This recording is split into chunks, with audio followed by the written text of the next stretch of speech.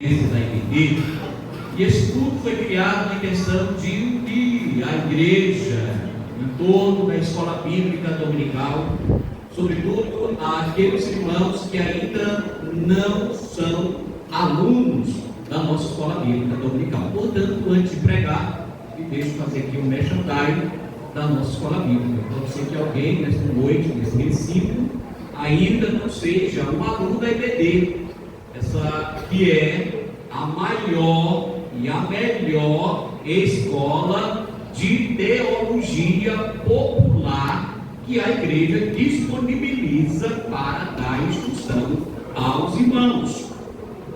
Nós sabemos que é um mandamento do Senhor, quando ele diz, Oséias, claramente na sua palavra, na palavra do Senhor, que sigamos e prossigamos em conhecer a Deus.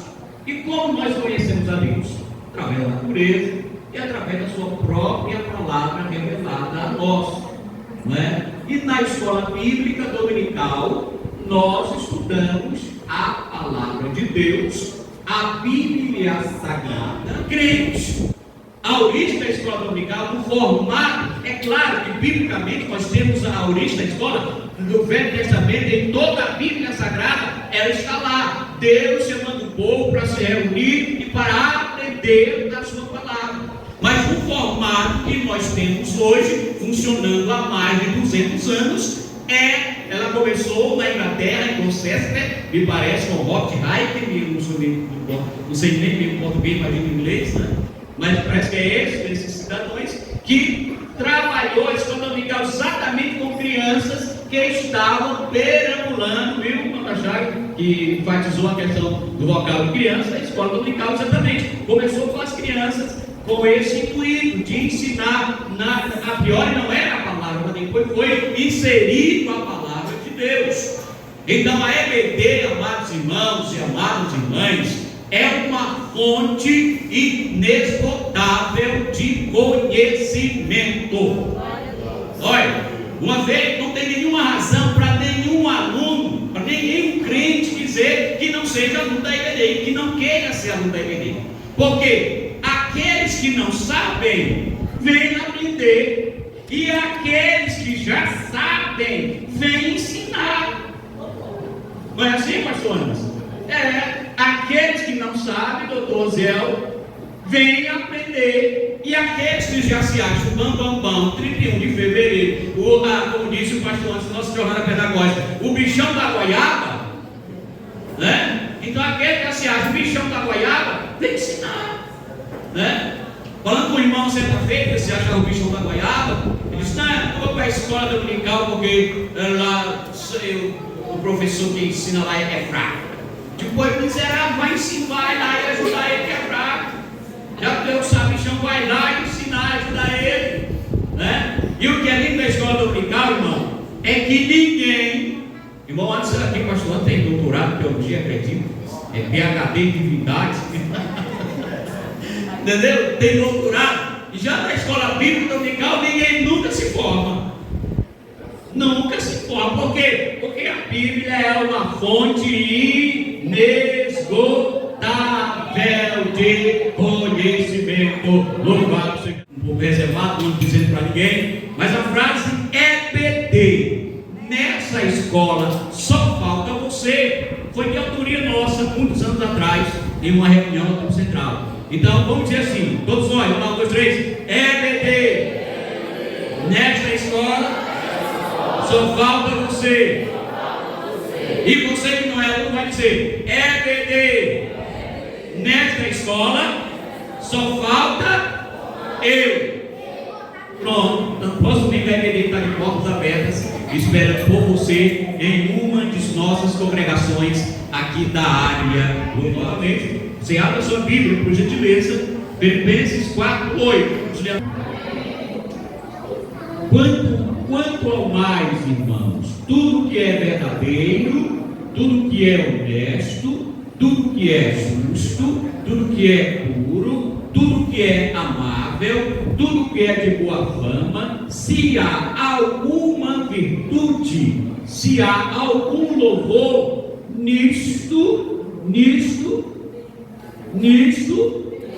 pensai. E é sobre isso, vamos pregar hoje aqui. Vamos pregar não, vamos conversar vamos conversar juntos hoje aqui. Não deixe falando só, manter o diálogo com os irmãos. Queridos irmãos, uma vida cristã equilibrada. A nossa vida assim como nós temos a vida normal, um ímpio não tem uma vida cristã, claro, só tem uma vida cristã quem é cristão. Quem não tem uma vida cristã, um ímpio não tem essa vida cristã, mas nós temos. Nós somos o único povo da terra que temos dupla personalidade, ou dupla nacionalidade e que nascemos no mesmo país. Geralmente, para quem tem dupla nacionalidade, tem que nascer nos Estados Unidos, tem que ser brasileiro, e depois aí o Brasil se naturaliza brasileiro. Mas nós, crentes em Cristo Jesus, somos o único povo da terra que temos essa dupla nacionalidade. Somos cidadão da terra e cidadão do céu. Então isso é um privilégio para nós, irmãos. Isso é um privilégio somente para aqueles que professam o cristianismo. Em nenhuma outra religião, digamos assim, tem os seus adeptos, tem esses privilégios. É claro que nós aqui agora sofremos a fúria da terra, porque estamos aqui, estamos sujeitos às intempéries. Mas nós temos a alegria no coração, Daniel, sabendo, como diz o apóstolo Paulo, que tudo isso aqui é passageiro, e que estamos aqui, querida igreja e amados irmãos, estamos aqui, irmã Dalva, a mulher da voz, ali da voz, irmã, tá? Dalva Júnior ali, você dá uma voz dele, Júnior? Muito bem. Então nós temos esse privilégio, queridos irmãos, de ter essa nacionalidade na terra e no céu, sabendo que no céu nós não passaremos mais pelas aflições da vida equilibrada. Mas enquanto estivermos aqui na terra, como cristão que somos, precisamos equilibrar a nossa vida. E eu digo esse equilíbrio, transfiro ele não só para a cristã, mas para toda a área da nossa vida. Louvado seja Deus, porque como cristão da terra, somos regidos por leis. E se não tivermos a nossa vida equilibrada, nós vamos infringir as leis. E uma vez infringindo essas leis naturais, nós pagaremos o preço por essa questão, irmão. Isso é uma coisa bem simples. Muitos de nós sofremos às vezes e tem aqueles crentes fatalistas que tudo é culpa do diabo, que tudo joga na conta do diabo. Mas muitas vezes o diabo está longe do que acontece conosco. Muitas vezes o que acontece conosco, às vezes é resultado da causa e efeito desse desequilíbrio da vida de muitas pessoas. Sobretudo nos últimos dias que nós estamos vivendo esse desequilíbrio total no meio da nossa igreja, no meio da igreja cristã. Louvado seja o nome do Senhor. Mas a Bíblia nos orienta a buscar esse equilíbrio. E eu tenho absoluta certeza, se cada um de nós, pastor, qual é a base que eu tenho que equilibrar a minha vida? Qual é o parâmetro que eu tenho que para balizar esta minha vida? O parâmetro que eu e você temos é a Bíblia Sagrada, Palavra de Deus. Louvado seja o nome. Parâmetro, ela é a nossa baliza. E o texto que nós lemos com tudo enquanto irmão, tudo que é verdadeiro, honesto, justo, tudo que é puro, tudo que é amado, tudo que é de boa fama, se há alguma virtude nisto, pensai. Se há algum louvor nisto, pensai. Querido, muitas vezes a nossa vida se encontra nesse desequilíbrio, porque nós estamos esquecendo de pensar, de buscar e de olhar para as coisas do céu, para as coisas do alto. Eu sou um pregador daqueles pregadores que sei pregar mais sobre o céu, sei pregar mais sobre essa cidade em que vamos morar. E às vezes, queridos irmãos, nós estamos tão apegados com as coisas aqui da terra, com as coisas terrenas, com um olhar apenas para o momento momento que às vezes esquecemos das coisas do céu. Louvado seja Deus. E quando isso acontece, a nossa vida entra em desequilíbrio. Amados e amadas irmãs, a igreja precisa, parece ser paradoxal, mas é uma verdade. A igreja precisa voltar para sua origem. A igreja precisa voltar para o seu chamado. A igreja precisa voltar a olhar para Jesus. Eu sou assim um admirador, Daniel, número 1 da igreja primitiva. Sabe por quê, irmãos? Porque a igreja primitiva estava o olhar dela voltada para o céu. A igreja primitiva tinha tudo para ter um bando de crente com as suas vidas, doutor Francisco, desequilibradas, perseguições, morte, crentes sendo perseguidos, jogados nos coliseus, crente sendo degolado, crente sendo morto, crente entrando na fila para morrer. Olha que equilíbrio é o vida daqueles irmãos, a equidade que estava com o céu de glória. Louvado seja Deus. E nós, igreja do Senhor, aqui nesta noite, precisamos travar essa batalha. E essa batalha, como disse o apóstolo Paulo aqui, essa batalha começa na mente.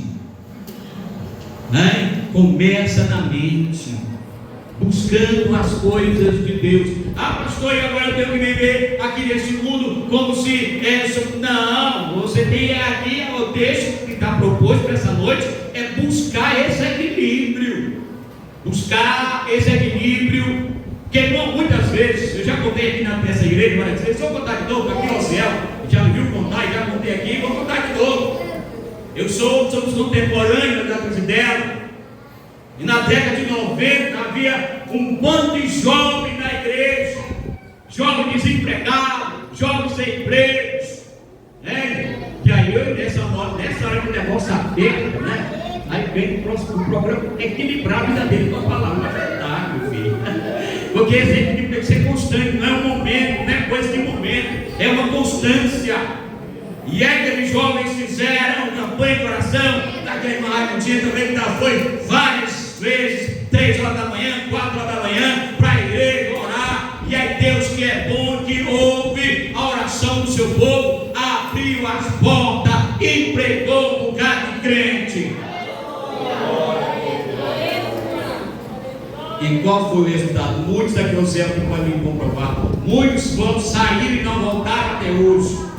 A bênção que pediram transformou-se em uma maldição, porque os tiraram da presença de Deus, os levaram para longe de Deus. O segredo do que ser abençoado é trabalhar materialmente e também trabalhar na seara, trabalhar no reino.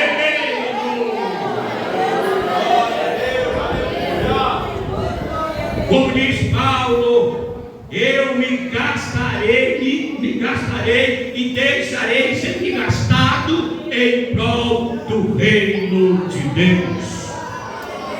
Meus irmãos, eu quero cooperar com o pastor Ribamar. O jovem, a igreja que se coloca para poder trabalhar para Jesus. Nós estamos em uma geração que você procura evangelizadores. Você não vê jovem preocupado em evangelizar. E aí está entrando até para fora da juventude. Aí você procura os que vêm para o trabalho de oração, de consagração, de ciclo de oração. Também não vê. Queridos, aquele que se envolve no reino, na obra de Deus, não tem como Deus não abençoar. Assim como a geração do pastor Ribamar, a nossa era envolvida, a oração, evangelismo, estava, sim senhor pastor, sim senhor meu dirigente, sim senhor, e ali querendo. Eu não vejo um hoje que não está abençoado. Não vejo. Então se coloca para abençoar. É verdade. Glória a Deus, fica pensado. Não fique na carreira, não. Pode ir aqui para conversar. Então, queridos irmãos, é isso. Para sermos abençoados, precisamos buscar as coisas do alto. Precisamos estar com a nossa mente voltada inteiramente, exclusivamente para Deus, para as coisas de Deus. A formação, somos seres tricotômicos. Corpo, vamos lá, ajudei. E espírito. Aí muitas vezes nós cuidamos apenas do corpo e esquecemos da alma, e esquecemos do espírito, porque esse vazio, por não buscar, qual é a maior doença hoje que aflige a humanidade? A ansiedade e a depressão. E aí tudo isso é falta de quê, irmão? Paulo está dando aqui. Tudo isso é falta da busca disso daqui que Paulo está dizendo. Vamos ler novamente? Vamos só ler. Abra sua Bíblia, mantém a Bíblia aberta. Toda a igreja no 3, bem forte, vamos lá. Vamos, seriedade, vou repetir, fazer repetição de idade. Vamos lá, vamos lá. 1, 2, 3, vamos. Mas, irmãos, tudo que é verdadeiro, tudo que é honesto, tudo que é justo, tudo que é puro, tudo que é amável, tudo que é de boa fama, se há alguma virtude, se há algum louvor, nisto pensai.